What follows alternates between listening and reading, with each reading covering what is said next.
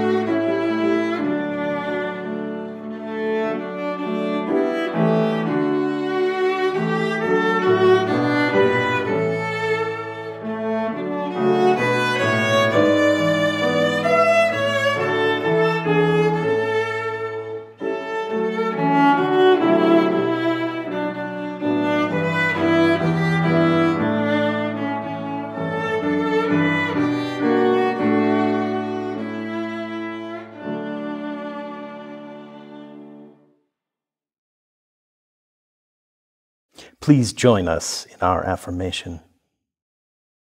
Love is the doctrine of this church, the quest for truth is its sacrament, and service is its prayer. To dwell together in peace, to seek knowledge in freedom, to serve life in fellowship, to the end that all souls shall grow in harmony. Thus do we covenant with each and with all. For all our joys, all our sorrows, whether we share them with one another or we hold them close to our hearts, let us be with one another in spirit and in a moment of silence.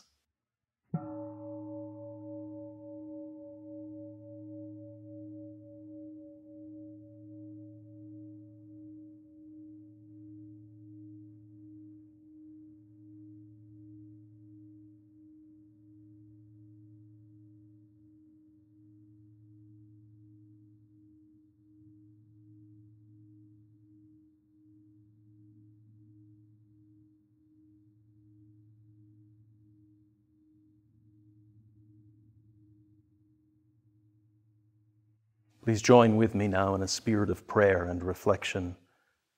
The words of our prayer this morning come to us from the Reverend Evin, Carville, Ziemer. Spirit of life. Today, the advertising tells us what to buy for Mom. Instead, help us listen to and honor the deeper voices. Today, let us honor all those who have made this world possible for us. Those who did the hard work of building a better world for future generations. Today, let us honor the grief of those who have lost children through miscarriage, stillbirth, death, those who long for children, and those, for whatever reason, cannot be in touch with their children this day. Today, let us honor the grief of those who mourn for their parents, whether separated by death, dementia, or disconnection. Today, let us honor those who fill in for missing mothering, fathers, grandparents, foster parents, aunts and uncles, and more. Today, let us honor the ways we have each been nurtured and mothered, by the mothers who gave birth to us, by the parents who raised us, by those many others who have supported and nurtured us of all genders. Today, let us honor those who survived damaging and traumatic mothering. Spirit of life, help them to heal. Let us remember that not every mother is ready for her children. Let us turn aside from the myths of motherhood on a pedestal and remember each parent is an imperfect human in need of more support than adulation, in need of our support. Today, let us honor those who are doing the hard work of nurturing, striving to meet not only the physical needs, but the many deep and complicated emotional and spiritual needs. Spirit of life, nurture and sustain them so that they may be nurturers you desire. Today, let us honor all the ways each of us gives to tomorrow, knowing there are multiple paths of meaning and more than one way to birth the future. today with both joy and sorrow. Let us be grateful for life, for the chance to love, for those who love us, and the opportunity to nurture the future. May it be so. Amen.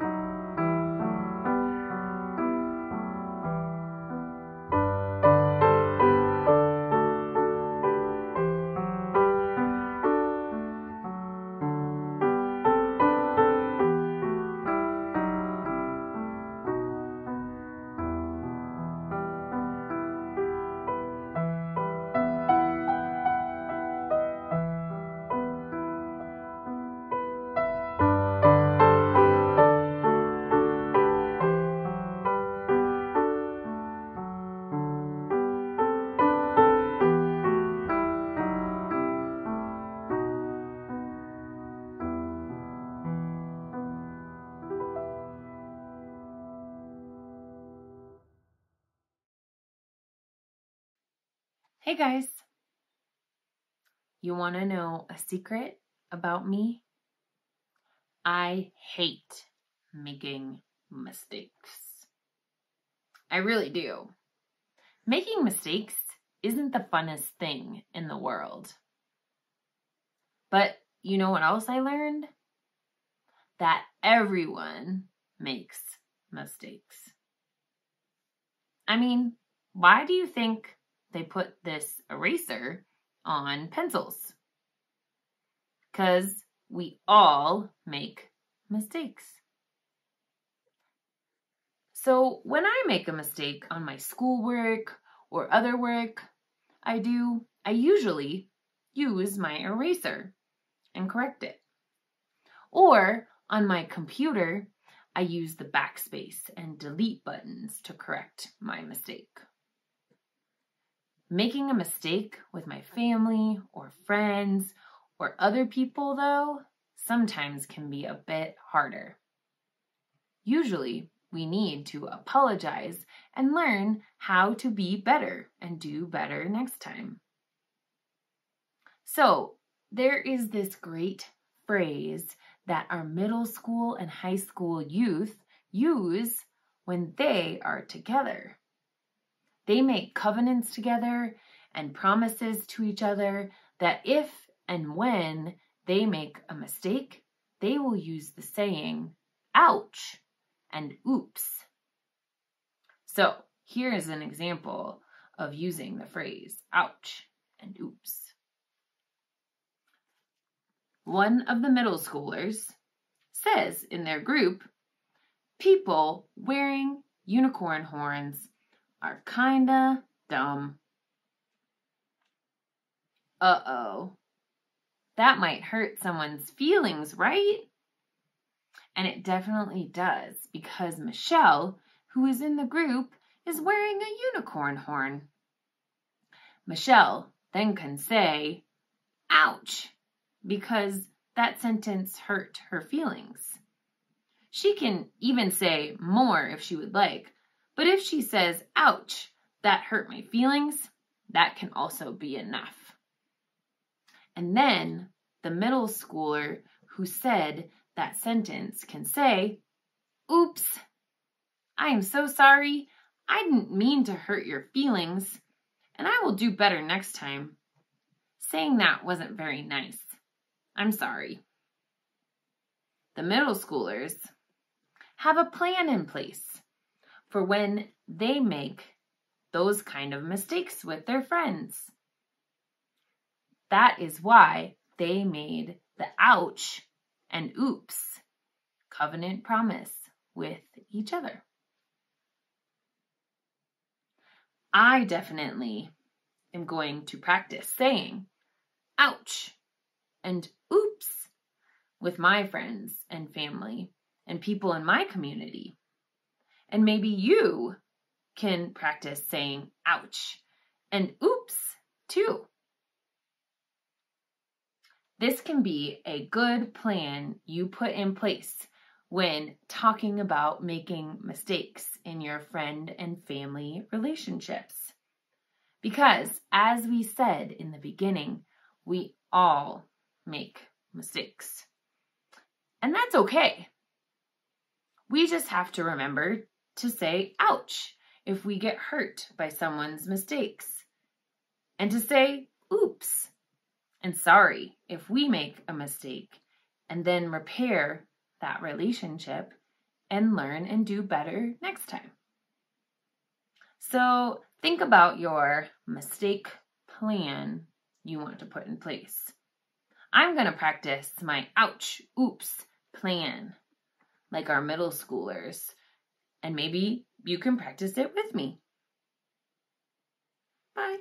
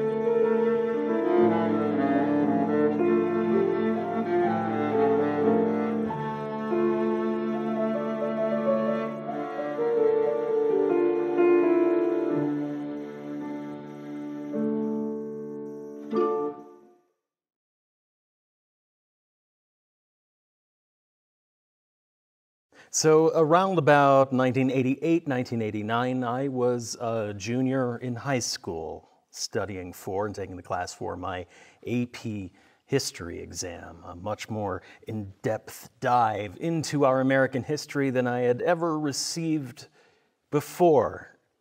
And around about that same time, I encountered a book called Lies My Teacher Told Me by James Loewen, subtitled Everything Your American History Textbook Got Wrong. I think it was a gift from my father, although there's a slight chance I might have just stolen it off of his shelf and kept it for several years, in which case I apologize. But that book stuck with me with its new raft of details about what happened in the story of Columbus and the story of the first Thanksgiving and how our story of racism and the Civil War and slavery unfolded in ways that we don't tell our students as they learn our story. The chapter in the opening on Columbus itself was a shock to me when I heard it, all the stories of genocide and slavery and the horrors perpetrated on the natives that Columbus found when he landed. And at the time, I didn't know what to do with all that new information. So I just kind of kept my head down and I studied my AP textbook and I prayed fervently that there wouldn't be any Columbus questions on it because I didn't know what I was going to do if there were, and there weren't. And the thing is, none of the information that James Loewen was presenting in his book was new information, not amazing discoveries he had made. Those stories were out there. They've always been there. But for some reason, we chose not to tell them. And that's the thing about the stories we tell about ourselves and the way we cherry-pick the elements of those stories. We know, on some level, we know the whole story. But sometimes we don't always make the adjustments we need to when presented with parts of the story less than shining. Like Rick Santorum in our example last week, blithely pushing forward with the old out-of-date story about who was here and who was not here when the colonists arrived on the American continent, in spite of all the threads that people know. We don't like to tell on ourselves and put ourselves in a bad light. But those stories need to be told. Though there are some who would say we shouldn't tell those stories at all. Around that same time I was studying AP history, one of the conservative battle cries of the culture wars of the 80s was revisionist history. The story is set in stone. What are you doing adding these new facts into it? Putting things in a bad light for us. That's not the American story. We are always the best, as if the American story was only triumphant and set in stone the way we learned it in our middle school textbooks, definitive, sacrosanct, immutable. Unless you think that was just a symptom of that era, we are still seeing that call to edit out the awful portions of our history today as we watch state legislatures across the country try to ban the teaching of the stories contained in the 1619 Project. That's not us. Don't tell that bad story about us. And I get it. I do. I don't like changing the stories I write either. I hate editing. Rewriting is a chore, and I despise it. I'm a recovering perfectionist, and I always aimed to have perfection in the very first draft. I went along for years in my writing, not even putting a sentence down until I had it perfectly up here, so it flowed finished from brain through to pen. And I still struggle with that today. Sometimes I can't write at all because I'm still trying to bust through that desire not to have to edit or rewrite. But I've come to appreciate over the last decade, if not celebrate, the idea that crafting a story, getting it right, putting it into its truest form, one that accounts for all the layers that emerge in the creative process, requires the messy, ugly work of rewriting, of taking that thing you have just put together and ripping it apart again, so you can sift out the pieces that work from the pieces that don't belong, and then glue it all back together again so that you can create the best possible version of the story you are telling at the time you are telling it. Now, I'm talking about writing fiction here. And as we talk about being a people of story, I'm talking about telling the story of ourselves that tells us into being the best version of ourselves out and about in the world. But oddly enough, I find as I'm preparing this week, the rules for rewriting are still very applicable to how we engage with the story of us and the story of us in relationship with all that is. First up, we have to be careful not to cling too tightly to our creation. Part of the process of creating for an audience is letting go of your baby so that others can engage with it, but just learning to let go is hard. Sometimes if we cling too tightly, we cannot see what needs to be changed, what's demanding to be changed. And so our rewriting process often begins with stepping away from the work for a little while, not engaging with it at all, trying to shake the Etch-a-Sketch of your mind and clear your head so you can encounter it freshly. Read it out loud. Read it out loud as if you were the audience and not the author. Hear it as others might hear it. And once we've engaged with a story through that lens, we can maybe start to see not only all of the flaws that need to be corrected, but hopefully what is at the heart of the story, the spark in the center that connects it to people, that makes it engaging, that makes us and others want to be part of the story.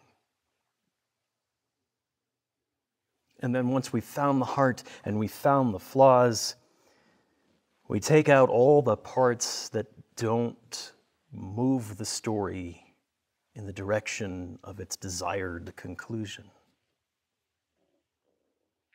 See, it's no fun if you promise a story of justice and redemption at the beginning, and then somewhere in the middle you go on a 25-page digression about how you clean the kitchen detail by detail. At that point, we're not telling the story anymore. We're just procrastinating on the work at hand.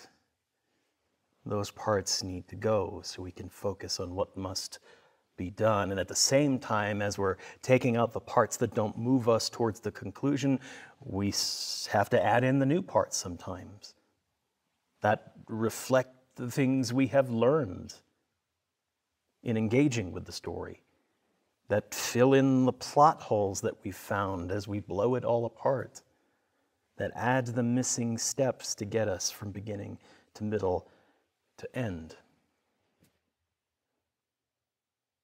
And one of the subheadings under that advice, one of my favorite bits of rewriting advice, is kill your darlings. Sometimes your favorite parts of the story, they don't serve the story anymore. Sure, you spent a lot of time and you crafted it lovingly, and the words are perfect, and it just sits like a lump of blech in the middle of everything when you finally get it where it needs to be. It's heartbreaking to have to pull those out. It's heartbreaking to write a beautiful 10-minute monologue for a character that is witty and urbane and has beautiful language, and then find all that it does is add 10 minutes to the reading and not do anything else. Or maybe it was good in the 80s, but maybe not so good through the lens of today. That old middle school Columbus story, it served a purpose, I guess, for my ancestors coming to this country, making Columbus in his perfection the part of the American story was a step in writing themselves into the American story when others mistrusted them. And it did its job. But it also did its job while glossing over all of the horrors. And the longer we hang on to it, it allows us to continue to gloss over the horrors and perhaps even perpetuate them because we're not engaging with them the way we should. We don't need the middle school Columbus story anymore. My people have integrated into the country very well, thank you. It's time to kill that darling and set it aside for a better telling.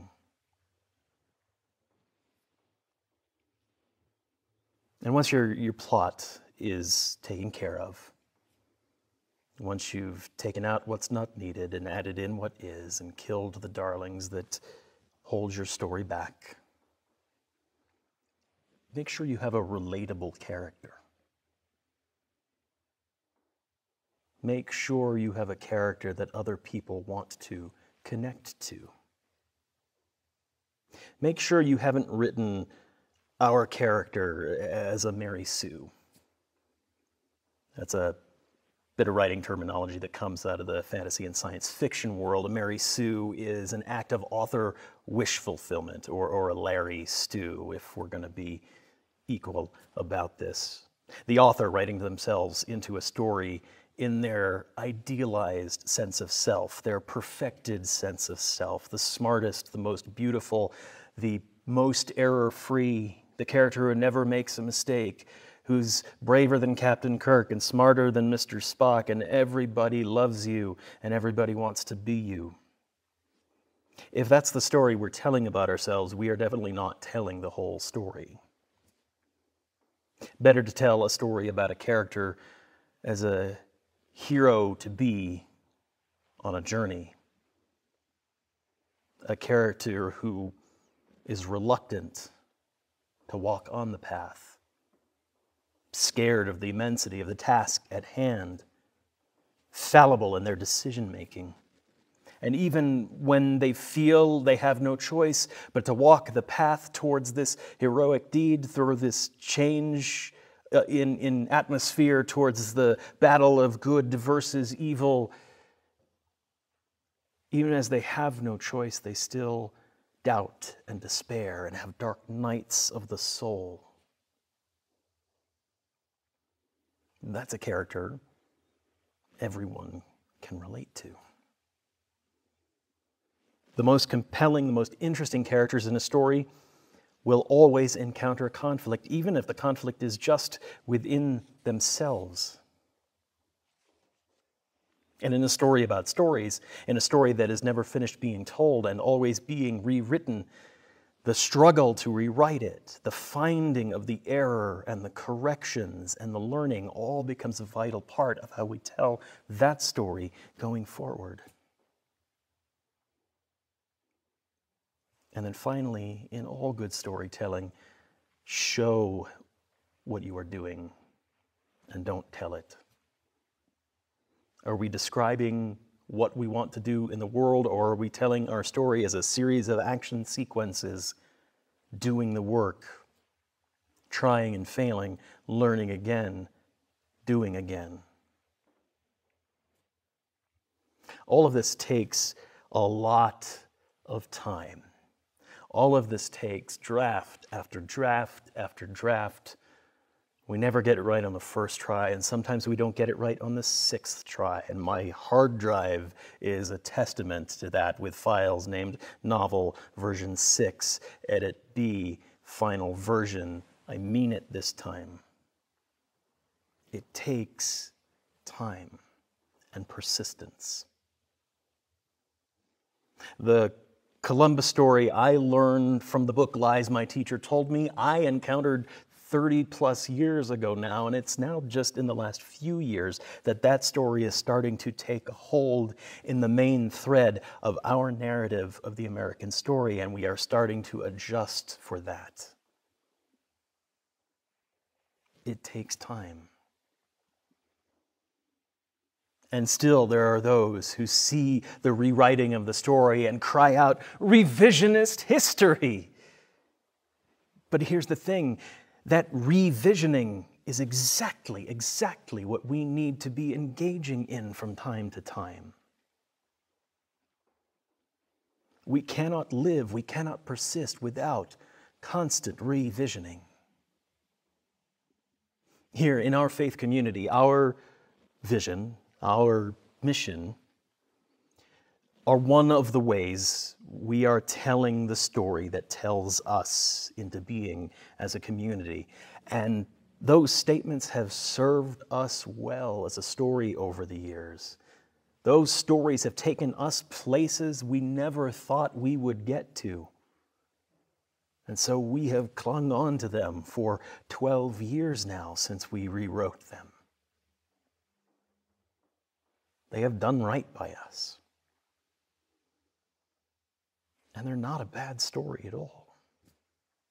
But the story that surrounds our story, the larger story in which our story is embedded, has gone through a few dramatic plot twists in the last year or two.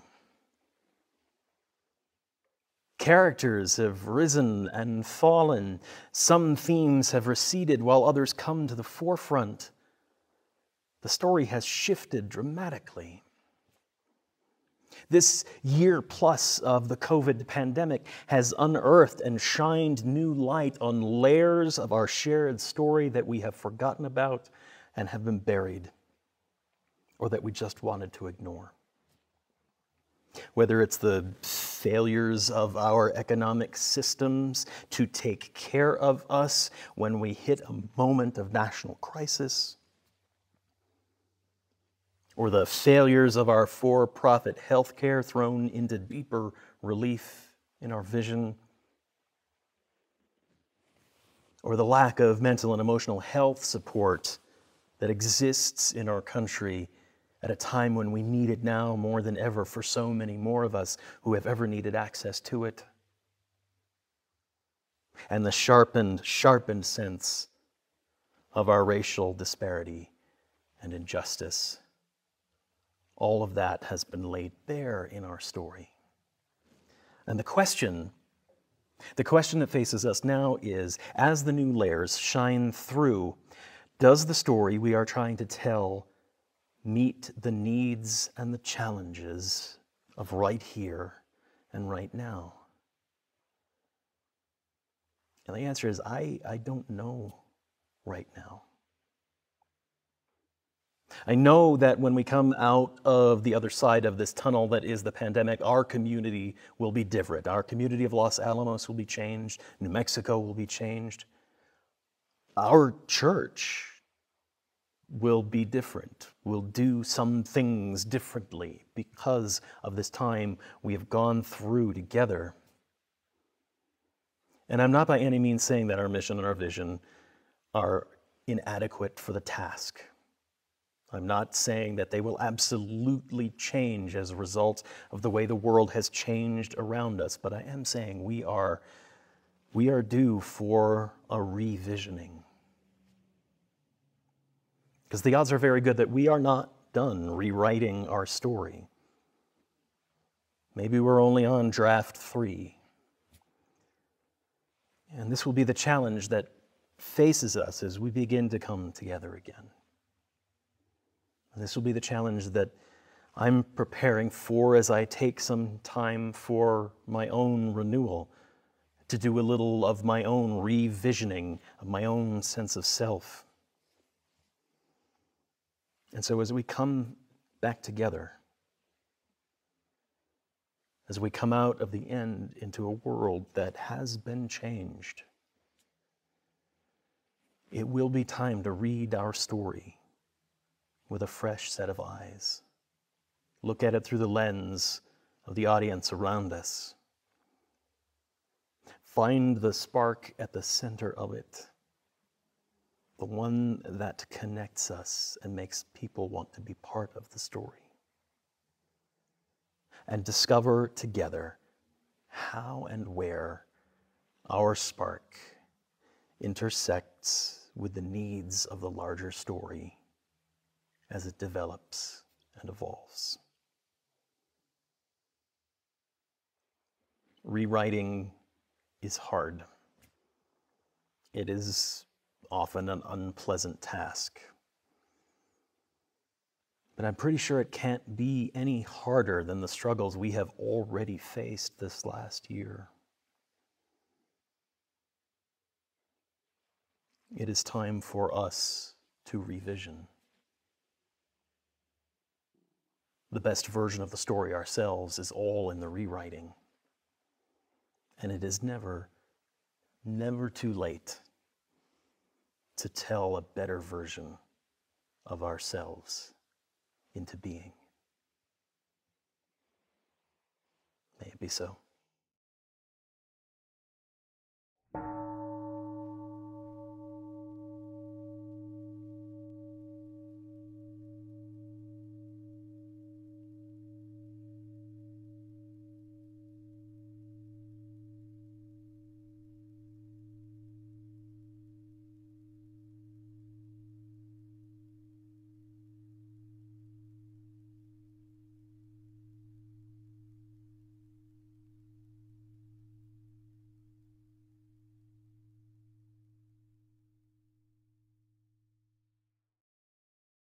A couple of announcements before we finish out today's service.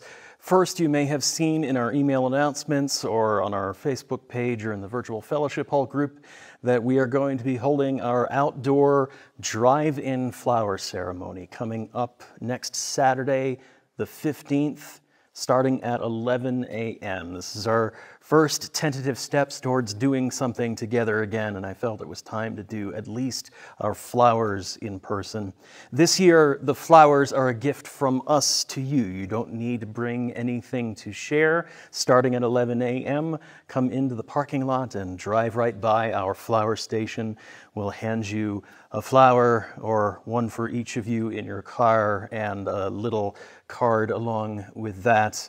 And then pull around into one of the many parking spaces, either in the main lot or over in the Masons, and stay in your car or step on out to socialize a bit. We will hold a brief ceremony over the loudspeaker outside, not too long so we don't disturb our neighbors too much.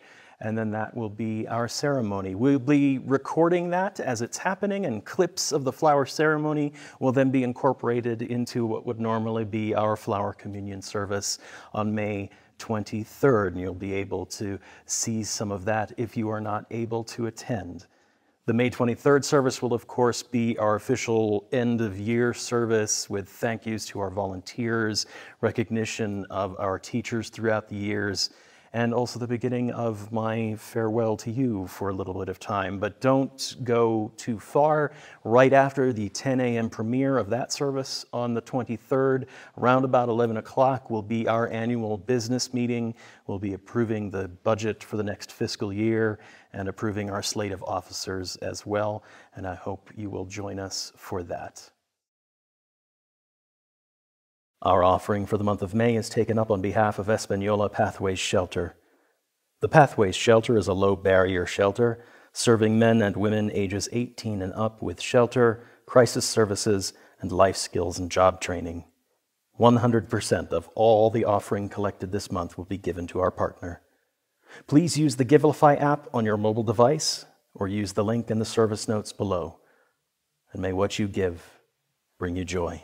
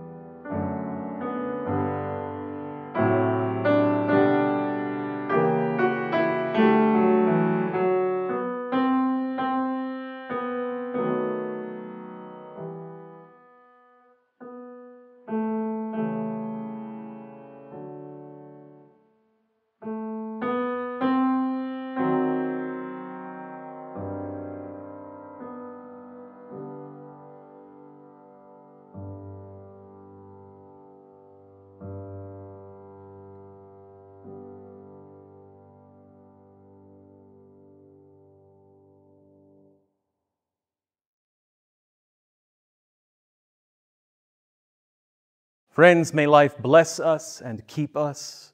May the light of life shine upon us and out from within us and be gracious to us and bring us peace. For this is the day. This is the one wild and precious life we have been given. So let us all find a way to rejoice and be glad in it. Go in peace.